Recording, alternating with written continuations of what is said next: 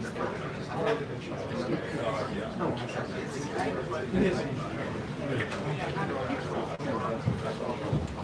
afternoon, everybody. How are you? Good. It's good to see all of you. I want to start by addressing the horrific act of violence that took place on Sunday in Boulder, Colorado. President Trump and the entire administration's hearts go out to the victims, and they are in our prayers during this unimaginable time. According to reporting from Fox News, the alleged attacker admitted in an interview that he wanted to kill all Zionist people and had been planning the attack for over a year and would do it again if he could. This monster used a makeshift flamethrower and Molotov cocktails to light Jewish Americans on fire in an attempt to burn them alive. The victims at the incident location in Boulder were there to rally in support of Israeli hostages who remain in Hamas captivity. 12 were injured, including a Holocaust survivor. This is pure evil. The Department of Justice has already filed federal hate crime charges against the alleged perpetrator, and he will be held accountable to the fullest extent of the law. This tragedy is a sobering reminder of the consequences of the Biden administration's failed policies. According to the Department of Homeland Security, the Boulder suspect is an Egyptian national who was in the United States illegally. He entered the U.S. during the Biden administration in August 2022 on a B-2 visa until it expired. Upon the visa expiration, he overstayed, filed an asylum claim, and was given a work authorization by the Biden administration. Instead of deporting this heinous individual, Joe Biden's administration allowed him to stay in our country and to work. President Trump sounded the alarm over these reckless Biden policies for years because this is the predictable result of letting anti-American radicals and illegal immigrants pour into our country. Immigration security is national security. And that's why the Trump administration, at the direction of our great president, has secured our border, strengthened our immigration system, and has taken immediate steps to protect the United States from foreign terrorists and other public safety threats. President Trump acted swiftly upon taking office to reform our visa issuance process to ensure that dangerous aliens who are intent on harming Americans or our national security interests are no longer admitted into our country. Under the Trump administration, aliens will only be admitted into the United States through the legal process and only if they do not bear hostile attitudes towards our citizens, our culture, our government, our institutions, or most importantly, our founding principles. Under President Trump, the United States has zero tolerance for foreign visitors who support terrorism. Violators of U.S. law, including international students, will continue to face visa denial or revocation and deportation. And illegal alien criminals will continue to be arrested and deported from our country. On that note, ICE and federal law enforcement partners just wrapped up a month-long surge operation arresting nearly 1,500 illegal aliens in the Commonwealth of Massachusetts. During the enhanced operation, dubbed Operation Patriot, ICE Boston and other federal law enforcement personnel focused on transnational organized crime, gangs, and dangerous illegal alien offenders throughout Mass. More than half of the nearly 1,500 illegals arrested had significant criminal convictions or charges pending against them. Here are just some of the violent illegal aliens who were removed from communities in Massachusetts during Operation Patriot. A Salvadorian national with active Interpol red notice for aggravated homicide. A Guatemalan national and registered sex offender who had pending criminal charges in Boston for 5 counts of indecent assault and battery on a person 14 or over. A Honduran national who was last arrested for rape, indecent assault, and battery of a person 14 or over. A Colombian national charged with kidnapping, aggravated rape, and indecent assault and battery on a person 14 or over. And a Guatemalan national who was convicted of murder in Boston. Also, a Brazilian national who was charged with aggravated rape of a child by force and possession of child pornography. Again, these are people who were living in the Commonwealth of Massachusetts. And lastly, a Salvadorian national whose criminal history includes charges of aggravated rape of a child by force. I don't think anybody in this room wants these types of heinous criminals in your communities. And it's thanks to this administration that they are being removed from our country.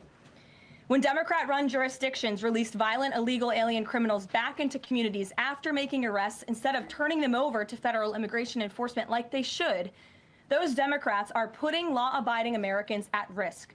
And these insane policies force law enforcement officials to make much more difficult arrests that put their lives, our law enforcement lives, in jeopardy. President Trump is incredibly grateful for our heroic officers on the front lines getting these violent illegal alien invaders out of our communities. Law and order is back in America under President Trump. And on that same note, there are new crime statistics that show crime is plummeting. In fact, Politico summed it up like this.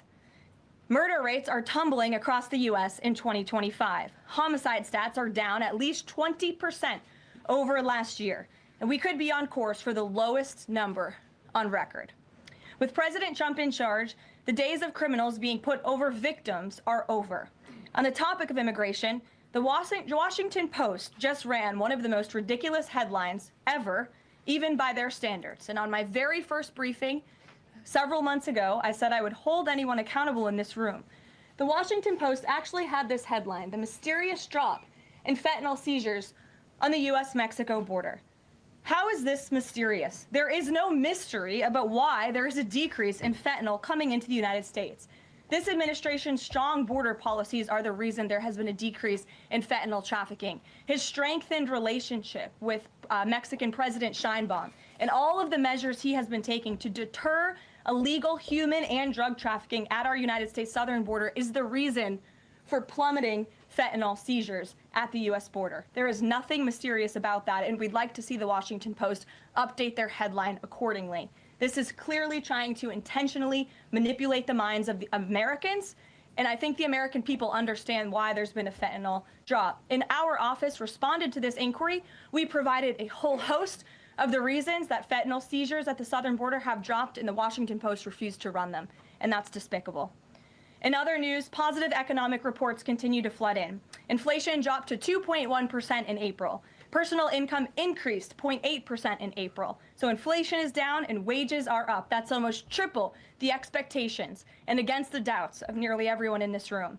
And we also saw the largest monthly decline in the trade deficit on record as a result of President Trump's very powerful tariffs.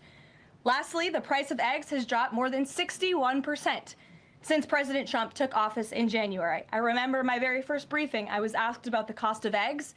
The reporter tried to insinuate it was this administration's fault, even though he had only been here for a few days or weeks. It was a result of the previous administration's terrible policies, and in record time, this president has fixed that problem that he inherited from Joe Biden, and now egg prices have dropped 61% since this president took office. There's a lot of good news, and I'm sure you have a lot of questions, so let's get to them. We have just the news in our new media seat today. Amanda Head, thank you for being with us. Why don't you kick us off? Sure, thank you so much. There is a disturbing trend of anti-Semitism turning into terrorism. Of course, the Boulder, Colorado instance that you just mentioned, the 2 Israeli embassy staffers who were murdered, Pennsylvania governor's mansion with the Jewish governor inside getting set on fire. Does the president consider this domestic terrorism? And as such, are there official alerts to law enforcement, BOLOs, task forces, things like that? The president has made it very clear, as he said in his statement yesterday, that yes, these anti-Semitic acts of violence are do qualify as terrorism, and he does not want to see terrorism or violence of any form taking place in the United States of America. And as for specifically anti-Semitic terrorism and anti-Semitic acts of violence and those that are targeting Jewish Americans, this administration has done more to combat that violence than any administration in history. And one incident is one too many. And I think, frankly, that's something the previous administration was not willing to say. This president will stand up for Americans of all religions, of all faiths, of all creeds, and we will continue to look at policy measures and actions that we can take in addition to the actions that have already been taken to curb this anti-Semitic violence. And to Jewish Americans at home, across the country, this president has your back. And then on another issue, back in February, Secretary Kennedy created a commission to re-examine the childhood vaccine schedule. But there are still states outstanding like California, Connecticut, Maine that are not allowing any religious exemptions for kids, not only to go to school, but to participate in sports and extracurricular activities. Would the president want to see religious exemptions allowed across all 50 states? And how do you enforce that, especially with states like California that are already defying the president on the men and women's sports issue? Generally speaking, I know the president supports religious exemptions for families when it comes to vaccinations. As for the instances in those specific states, I'll have the administration and the White House look into it and see what executive action, if any, we can take on that front. Thank you. Kelly. Good afternoon. We're now in hurricane season, and obviously there is great concern every year about the potential for that. Can you speak to how the president is planning to have the level of support, should it be needed, to be as it has been with a reduction in the workforce? And is he still comfortable with Administrator Richardson, who had talked, whether joking or not, about not being aware of a hurricane season for this country? What is the president's level of briefings on what may be required? If you could give us kind of an overall update on that. Sure. Well, of course, we know that we are into hurricane season now, and I know FEMA is taking this seriously, contrary to some of the reporting we have seen based on jokes that were made and leaks from meetings. But Secretary Kristi Noem and the FEMA leadership are all over this. They are committed to ensuring that federal resources and tax dollars are there for Americans in need. And the president continues to review requests for emergency aid and carefully considering them. However, this president has made it clear we're not going to enable states to make bad decisions with federal tax dollars and then have the federal government later have to bail these states out. We want to see states be responsible with their tax dollars to do as much as they possibly can, and then the president will deeply and thoughtfully consider any requests for federal aid that come to his desk. And I think some of the media reporting we've seen on this is frankly sloppy and irresponsible. There are serious people who are taking this issue seriously, starting with the president himself, who, as you know, on his first domestic trip back in office, visited both North Carolina and California, both of which were, of course, hit by natural disasters when he wasn't even president, but he took ownership of that and visited those places and those people immediately. Is it Brian? about hurricane season appropriate, though, now that this is serious business, as you talked about? It's serious business, Kelly, and I'm not going to engage in such fodder with a question like that. Brian? Thank you, Caroline. Reuters was reporting that there is a letter that is meant to be sent to other countries, which would give these countries a deadline of Wednesday to produce their best offer on the trade matter. Why does the administration feel the need to send this letter? And I have one more follow-up on trade. Sure, I can confirm the merits and the content of the letter. USTR sent this letter to all of our trading partners just to give them a friendly reminder that the deadline is coming up. And they are in talks. Ambassador Greer, Secretary Bessent, Secretary Lutnick are in talks with many of our key trading partners, or all of our trading partners, just to give them a friendly reminder that the deadline is coming up. And they are in talks. Ambassador Greer, Secretary Bessent, Secretary Lutnick are in talks with many of our key trading partners around the globe. As you know, Brian, I know the Wall Street Journal has covered this quite heavily. And they continue to be engaged in those discussions. And this letter was simply to remind these countries that the deadline is approaching and the president expects good deals, and we are on track for that, I will emphasize. On the trade side, though, when the deal with the United Kingdom, there was this idea of a reprieve on the auto tariffs. Is the president looking to do another similar deal on the sector-by-sector reduction in tariffs, or is this more going to be deals related to the reciprocal tariffs that were announced months ago? Well, as I've said previously from the podium, and the president has discussed as well, each country has unique advantages, unique challenges to it based on their markets and what they export to us and what we export to them. And so that's why the president smartly advised his trade team to engage in tailor-made deal-making. And we saw that with the United Kingdom, and we will see that with other countries as well. Kate, does the president support the Senate moving forward with a bill imposing heavy sanctions on Russia? Look, the president has spoken about his position on sanctions on Russia. He has smartly kept this as a tool in his toolbox if necessary, but I think the Senate and everyone on Capitol Hill respects the president as the commander-in-chief for a reason. And as you know, Russia and Ukraine engaged in direct talks yesterday. That was at the encouragement of this president when he spoke to both leaders of both countries. via phone just a couple of weeks ago. And so I would just like to remind everybody how far we have come in just 4 months. I mean, it was inconceivable last year at this time for Russia and Ukraine to be engaged in direct talks. And it's because of the president's insistence and determination to get this war to an end that these countries sat down yesterday. So he's willing to use sanctions if he needs them, and the Senate and the Capitol Hill understand that the president is the commander-in-chief and he's leading United States foreign policy as he should. And on Iran, the president said that the U.S. would not allow for any uranium enrichment, but the proposal offered to the Iranians reportedly allows for low levels of enrichment. Can you explain that discrepancy? I'm not going to comment on alleged details of the report. We're not going to negotiate through the media out of respect for these ongoing discussions and negotiations that Special Envoy Witkoff is leading. The president made his position very clear on Truth Social last night. In fact, it couldn't be any more clear, and I would reiterate that's his position. Special Envoy Witkoff sent a very detailed and acceptable proposal to the Iranian regime that the president hopes they will accept, and if not, they will face grave consequences, as the president himself has reiterated. Sure. Thanks, Caroline. You're welcome. A couple of things, if I may. Firstly, can you confirm whether or not President Trump is going to be going to the NATO summit in The Hague later this month? I can confirm he will be going to the NATO summit, yes. Great, thanks. And another question on the Netherlands, in fact. Just wondering if you have any reaction to the collapse of the Dutch government there after the anti-EU and anti-Islam leader Geert Wilders, who's been described as a Dutch Trump, pulled out of the government there. I don't have a comment on that, but certainly we should and we will get you one, okay? Thanks. You're welcome. Brett.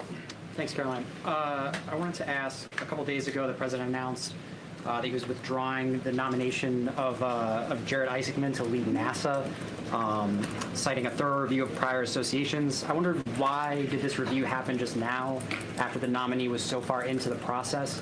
And can you explain the president's thinking on who he might choose? Look, the president reserves the right to nominate individuals to key administration posts. He also reserves the right to remove those individuals if he chooses, just like he reserves the right to fire anybody in the executive branch that he wants. And so a new replacement for NASA will be announced very soon, as the president himself said. Was there something in particular that came up that caused the president concern with this nomination? The president wants to ensure that all of his nominees are aligned fully with the America First mission of this administration. And again, he will be announcing a replacement very soon. Andrew, go ahead. Thank you, Caroline. You're welcome. It's been just about a month since President and Prime Minister Starmer announced... I can't see you all the way back there. Those hands in the way.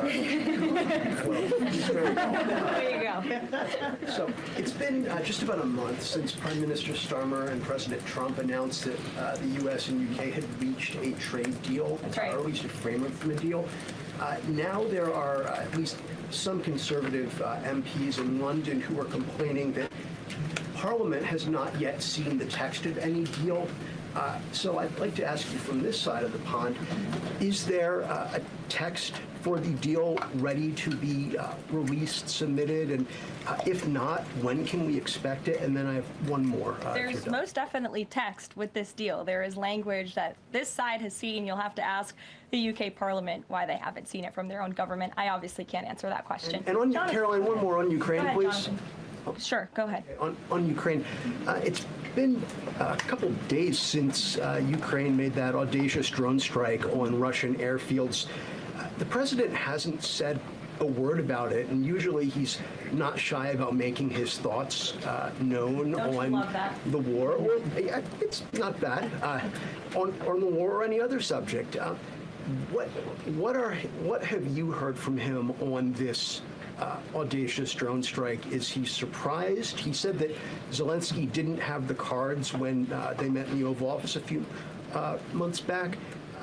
Does Zelensky possibly have some cards that the president hadn't known about? Look, the president's thinking on the Russia-Ukraine war as it stands, I spoke to him about it just this morning, is he remains positive at the progress that we've seen. Again, he urged both leaders to sit down and talk directly with one another, and they did that. Russia handed over a memorandum of peace, or a peace plan, or a suggestion of one, I understand, to the Ukrainian side. They also agreed upon the exchange of prisoners or hostages from each other's countries. So he remains positive about the progress that we're seeing, but he also is a realist, and he realizes these are two countries that are at war and have been for a long time because of his predecessor's weakness and incompetence. So he's working hard to solve this conflict, and that's where his mind is right now on it. Jonathan, go ahead.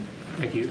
Same topic, just to put a finer point on it. Does President Trump approve of Ukraine's decision to strike nuclear-capable bombers in Russia? I would like to let the president speak on that himself. And just to follow up, has the I president... would just add to that, the president does not want to see this war prolonged. He wants the fighting to stop, he wants people to stop dying, and he wants this to be solved at the negotiating table. The reason he is so deeply involved and has spent so much time and effort on this war is because he hates to see people dying. Again, these are not Americans that are being killed. These are Russians and these are Ukrainians. This is a war very far away. But this president truly cares about peace, and that's what he wants to see. What is President Trump doing to ensure that a similar internal drone attack doesn't happen here in the US, given this was done at pretty low cost, very stealthily? You know, it obviously raises questions about our own security, particularly for US aircraft here. It absolutely does, and that's why the president nominated Secretary Hegseth and has approved some of the changes that have been made at the Pentagon to ensure that we have the most lethal fighting force in the world, and that the United States military is the best, the biggest. That's why he wants the One Big Beautiful Bill to be passed, because it increases our defense spending. It's why he also launched the announcement of the Golden Dome to prevent from missile strikes and attacks in the future. And the president has a full understanding, I can tell you because I've spoken to him about the future of warfare and how drones are a big part of that. And I will not get ahead of our policy team, but I think you can expect to see some executive action on that front in the very near future. Karoline. Caitlin. Two questions for you as well. On the Big Beautiful Bill, you said recently that it is, quote, blatantly wrong to say that it adds to the deficit. You essentially said that an estimate from the Congressional Budget Office and other scorekeepers you believe are wrong. But Republicans like Ron Johnson and Rand Paul disagree. They are saying that it will add to the deficit. That is their concern. Is the White House's position that those two Republican senators are, quote, blatantly wrong? It is. Those senators, it's not news that they disagree with this president on policy, and the president has vocally called them out for it and for they're not having their facts together. I would add the Congressional Budget Office has been historically wrong. In fact, they predicted the Trump tax cuts from the president's first term in 2017. Their prediction was wrong by $500 billion. Those tax cuts had nearly $500 billion more of revenue than the Congressional Budget Office scored. And I would also point out, I don't think many people know this, there hasn't been a single staffer in the entire Congressional Budget Office that has contributed to a Republican since the year 2000. But guess what? There have been many staffers within the Congressional Budget Office who have contributed to Democrat candidates and politicians every single cycle since. So unfortunately, this is an institution in our country that has become partisan and political, and we are very confident in our own economic analyses of this bill. There is $1.6 trillion in savings, and our Office of Management and Budget Director, Russ Vought, is a fiscal hawk. He is well known in this city for being a well-respected fiscal hawk. He has tools at his disposal to produce even more savings. And as you know, the White House will be sending our rescissions package to Capitol Hill today. And on immigration, the other day that the Homeland Security Secretary said, and I'm quoting her now, that an illegal alien threatened to assassinate President Trump and highlighted his arrest. A man has now admitted to framing him, saying that he wrote the letter that the DHS Secretary Kristi Noem posted online. Last I checked before I came into the room, that post was still up from DHS. Does the White House expect them to issue a clarification or a correction on that We front? can ask the Department of Homeland Security and get back to you. Jeff. Karoline, is the United States putting pressure on China to release its hold on rare earths that are hurting car companies and technology companies now that require that for their products, and is that pressure working? Well, I can assure you that the administration is actively monitoring China's compliance with the Geneva Trade Agreement. I know the United States, on our end, we have complied with the terms that we set, and our administration officials continue to be engaged in correspondence with their Chinese counterparts. And as you all know, and I know there's a lot of interest in it, there will be a leader-to-leader talk very soon. And when that happens, as always, we will let you know. Also in Asia, does the White House have a reaction to the results of the election in South Korea? Yes, we do. In fact, let me find it here for you. Should be somewhere in here.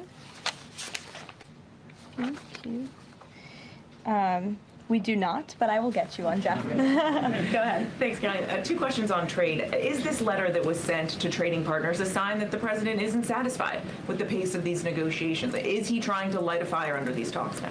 Well, look, the president has been very direct to our trading partners in his conversations with them, with foreign leaders directly, that they need to cut deals with the United States of America. The tariff agenda of this president, he believes very strongly in it. And as you've all seen, he's unafraid to use tariffs to protect our industries and protect our workers. But he wants to see these tailor-made deals be signed. And I will tell you, of course, I never want to be the one negotiating with the press about these internal discussions and deliberations. But our team, who is deeply involved in this, sees these deals moving in the right direction. In fact, Ambassador Greer is in Paris right now meeting with many of our trading partners. We should still expect this flurry of deals in the next 36 days, and the plan is still for those full tariffs to go back into effect on July 9th. The plan is for the announcement of these deals to be made very, very soon, yes. Sure. Thank you, Caroline. You're welcome. So Governor Whitmer confirmed that she spoke with President Trump about the possibility of pardoning the plotters against her, the kidnapping case. She didn't give us an idea of what the president's reaction was to that. Do you have any information about what he said? Well, I won't reveal the president's private discussion unless he gives me liberty to, but I will reiterate what he said publicly when he was asked by one of the journalists in this room in the Oval Office a couple of weeks ago about the pardons. He said it's something he would look at, nothing more, nothing less.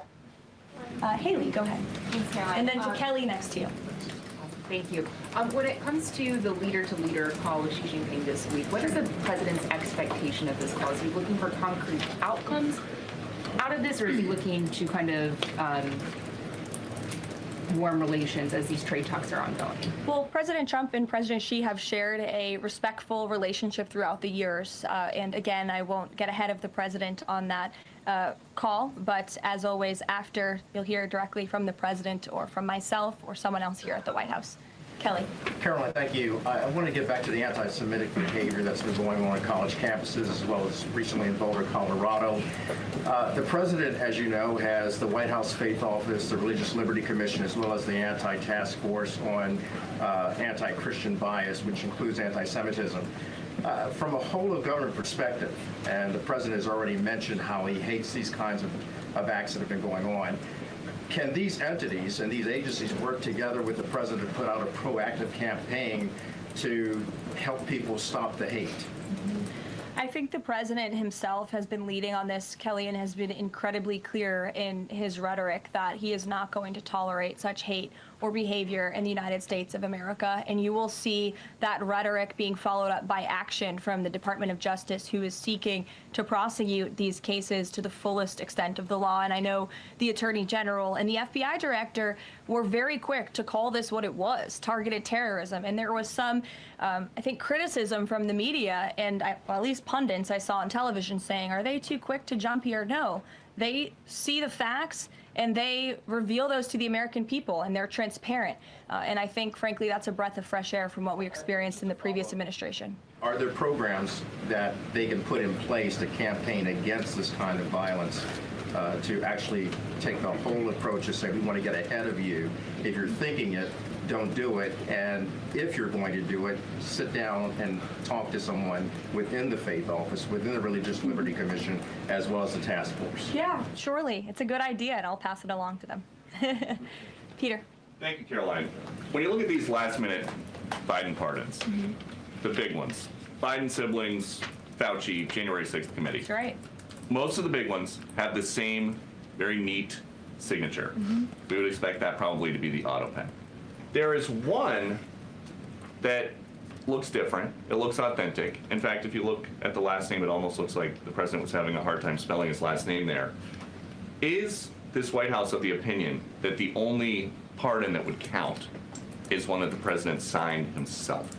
It's very interesting. Very interesting props. If you want to bring them to my office later so I can take a closer look, I would like to do that. The president is making a good point when he discusses the usage of the auto pen. Who was running the country for the past 4 years? Perhaps those documents were signed with the auto pen, something that this, I believe the Department of Justice is looking into. As you saw, Ed Martin made an announcement at the Department of Justice this morning to launch an investigation because the American people deserve answers. Is there any concern that this president, who won the election on a promise to fix the economy and close the border, that focusing and scrutinizing these Biden pardons is looking into the past instead of looking forward. I think in comparison to the amount of time this president has spent on securing the border, on fixing our economy, I just read out for you an entire list of economic accomplishments. Look at the border numbers, look at the time and effort he's divulged into solving the global conflicts abroad. It pales in comparison, but it still, nevertheless, is a very important issue. And it was a huge issue that sent the president back to this White House. The Americans saw with their own eyes a mentally incompetent president, and they want answers for that. And the president believes they should have And them. something that just Go crossed ahead. Caroline, how mad do you think President Trump is going to be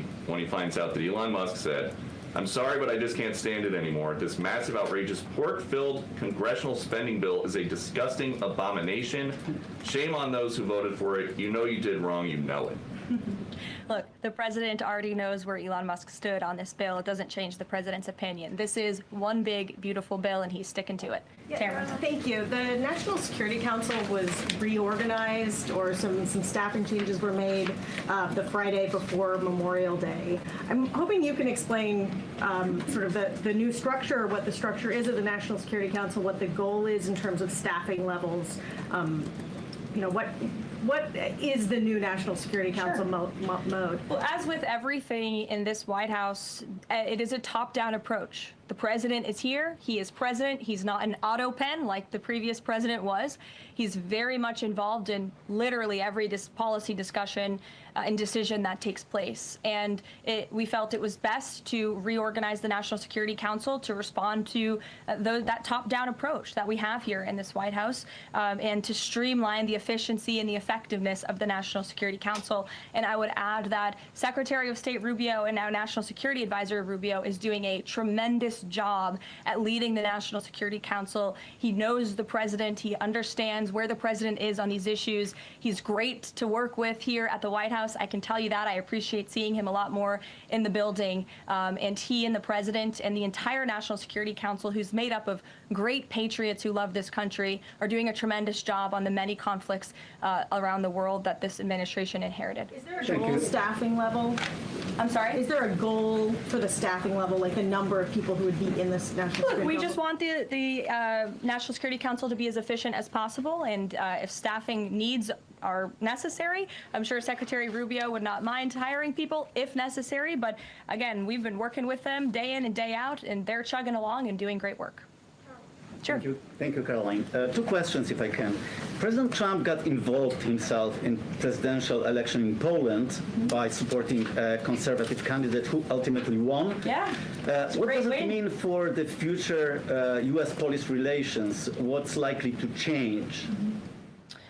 Well, I believe the president is obviously pleased to see the result of the Polish elections. He met with Karol Nawrocki, if I'm pronouncing that correctly. Yes, Nawrocki.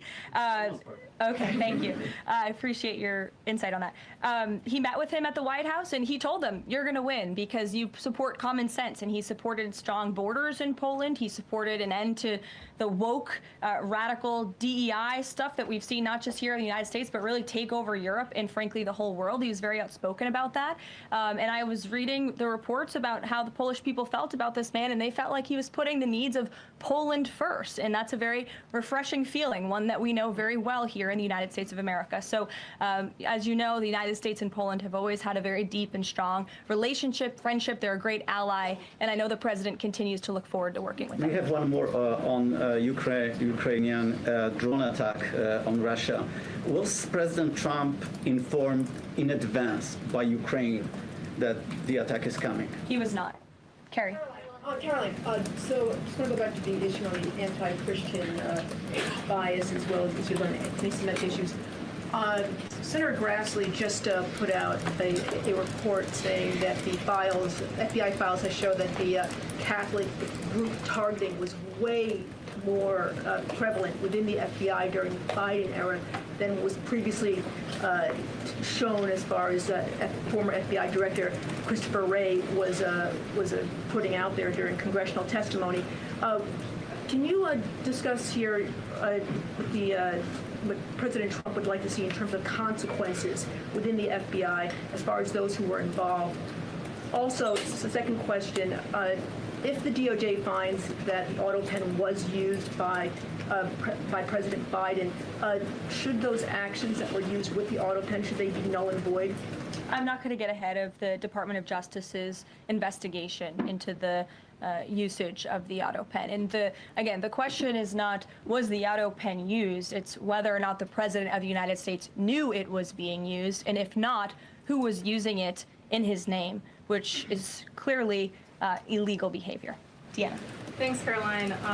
One on foreign policy, one domestic, if I can. Sure. On foreign, just speaking to the president's Truth Social post about Iran recently, saying that there will be no uranium enrichment. Is he saying that that's a red line for him, or no? I already answered this question. The president's been very clear about where he stands on that. Okay, and then on domestic, there's a report that Laura Loomer met with the vice president today. Can you speak to her relationship with the administration and if she's informally advising in any way? She is not. I do know she met with the vice president. As for what was discussed in that meeting, I would defer you to his team. Thanks, Caroline. I have one question on anti-Semitism, one question on China. So for years, radical leftists and Islamists have been calling for so-called globalize the Intifada. Do you believe this is a call for violence against Jews? And do you think these attacks on Jews around our country is what globalizing the Intifada looks like? I don't want to speak to the merits of those claims without looking into them, but as I said, any violence against Jewish Americans will be prosecuted to the fullest extent of the law. Absolutely. And also, Secretary of State Rubio made an announcement saying he'll be revoking visas of certain Chinese students, including those with connections to the Chinese Communist Party. Does that include sons and daughters of politicians, presidents, and chairmen? Again, Secretary of State Rubio has the right to revoke visas, and he made the announcement that the State Department will begin to aggressively revoke those visas of Chinese students who are in our country, namely those with Chinese Communist Party ties, or those who could be a threat to our national security and the interests of the United States. Should both of you, go ahead and then back to you. Thank you. There are now reports that Israeli forces are firing on Palestinians trying to get aid from the Gaza Humanitarian Foundation. Up to 20 people, according to the Red Cross, have arrived to the hospital that they've set up with gunshot wounds, have died from them. Is this administration aware of these? And I mean, what is being done to address this situation? The administration is aware of those reports, and we are currently looking into the veracity of them because, unfortunately, unlike some in the media, we don't take the word of Hamas with total truth. We like to look into it when they speak. Unlike the BBC, who had multiple headlines, they wrote, Israeli tank kills 26, Israeli tank kills 21, Israeli gunfire kills 31, Red Cross says 21 people were killed in an aid incident, and then, oh wait, they had to correct and take down their entire story, saying we reviewed the footage and couldn't find any evidence of anything. Oh. Okay, so we're going to look into reports before we confirm them from this podium or before we take action, and I suggest that journalists who actually care about truth do the same to reduce the amount of misinformation that's going around the globe on this front. John. About the change in the leadership of the organization, what does that mean going forward, and why so early on is this happening? What organization? The Gaza Humanitarian Foundation.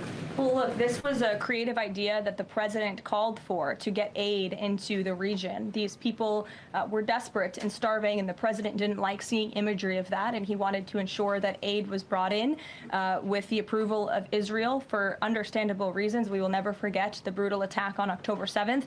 And again, this is something that the previous administration was unwilling to put the time and effort into doing. John.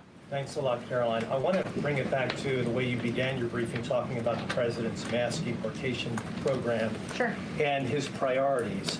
40% of crop farm workers in the U.S. are undocumented, and that's according to the Agriculture Department.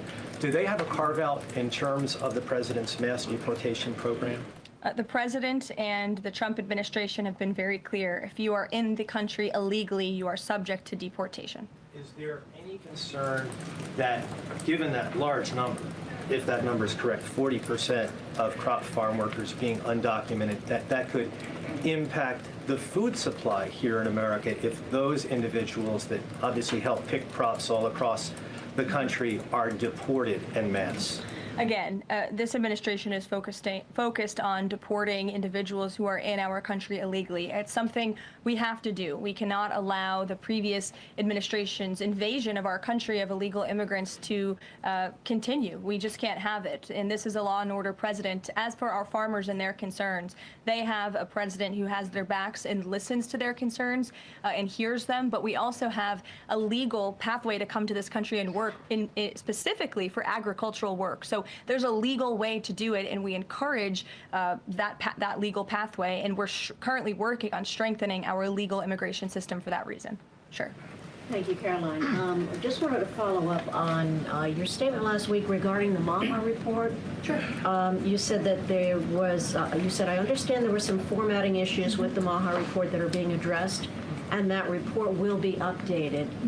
We also understand that since that, there have been some citations that came about. There's citations of studies that either did not exist or did not back up the report's conclusions. So when you were referring to formatting errors, is that what you were talking about, or was it, could you just explain that? Yeah, that's what I was talking about. There were formatting errors, and those errors were updated by the proper policy components here at the White House, and a new report was issued. So exactly what I said took place. Sure, go ahead, Alec. Yeah, good to see you. Good to see you. Congresswoman Mary Miller suggested that changing Pride Month to Family Month. I would personally like to see maybe a nuclear family month. Some people are saying, let's get a Veterans Month. Does the president have any plans on making a proclamation, or is it just going to be June this year? Well, there are no plans for a proclamation for the month of June, but I can tell you this president is very proud to be a president for all Americans, regardless of race, religion, or creed. Caroline. Reagan, go ahead. Thank you, Caroline. And then I'll go to you. Thank you. Colorado passed sanctuary protections for illegals 1 month before the terrorist attack this weekend. 2 questions. Why did the DHS remove the sanctuary cities list that it had published, which was ordered by the president? And then what is the administration going to do to further crack down on sanctuary jurisdictions to prevent attacks like what happened in Colorado? Sure. The Department of Homeland Security will be issuing a new list of sanctuary cities, an accurate list of sanctuary cities. As for what we're doing to crack down, the president has signed various executive orders and has directed the Attorney General to prosecute state and local officials who are not complying with federal immigration authorities and, most importantly, federal immigration law. Thanks, Caroline. Thank you, Caroline. Oh, yeah, Caroline. Thank you very much. Go ahead. So, does the president take calls from foreign leaders on the tariffs on steel and aluminum? Does he still intend to double them tomorrow morning? The president will be signing that executive order today, and steel and aluminum tariffs will be going to 50%, yes. No way it's going to change, or it's going to be suspended? He made that announcement in Pennsylvania, and he plans to deliver on that promise to Pennsylvanians. And why is he hiking it? And Ed, go ahead. I can answer that, but go ahead, Ed. Oh, yes. Thank you, Caroline. So a Chinese Foreign Ministry spokesperson today said that the U.S. imposed harmful measures like new chip controls and pledging to revoke Chinese student visas. So are the Chinese the victims in this trade back and forth? Look, I don't think anyone is the victim. These are 2 strong countries, and as I said, the president has a good relationship with China's president and leader, and that discussion will take place later this week. And what other authorities is the president looking at for tariffs should the decision of the appeals court not go his direction? Well, right now, his tariffs remain in effect. We spoke at length in my briefing last week about that decision that came down from the International Trade Court, which has been put on pause because the president absolutely does have the authority to implement tariffs and to declare a national emergency for our crippling trade deficit. He could always have the power to use Section 202 or Section 301 as well to impose tariffs if he deems necessary, especially Section 202 tariffs, which are sectoral, as you know, to protect our critical supply chains here at home. Thanks, Caroline. You're welcome. You've got U.S. business leaders begging for certainty. So why did the president suddenly decide to hike tariffs on steel and aluminum again? You also have U.S. business leaders begging to meet with this president and begging to come to the White House to talk to him because they know that he is a negotiator in chief, that he's making good deals on behalf of the American worker and the steel worker, in particular when it comes to the steel and aluminum tariffs, which he discussed in his speech at length at Pennsylvania, and the need for them. And I would just add, I was at that speech on Friday with the president, and there were 2,000 steel workers and their families in the room. many of them wearing their hard hats. I spoke to one backstage who said this is the greatest thing that has happened for that community in Pittsburgh, Pennsylvania in 60 years, because this is a president who doesn't just talk the talk, he walks the walk too, and he's delivering on his promises to bolster our steel and aluminum industries in this country and to protect those jobs. If not for this president, that steel plant in Pittsburgh, Pennsylvania would have closed. Those jobs would have been lost, and the president saved that company, he saved those jobs, and he's saving that community, and that's the intention of the steel tariffs, which he will sign later this afternoon. Thank you very much, everyone. We'll see you later. Friday for She, what do you think?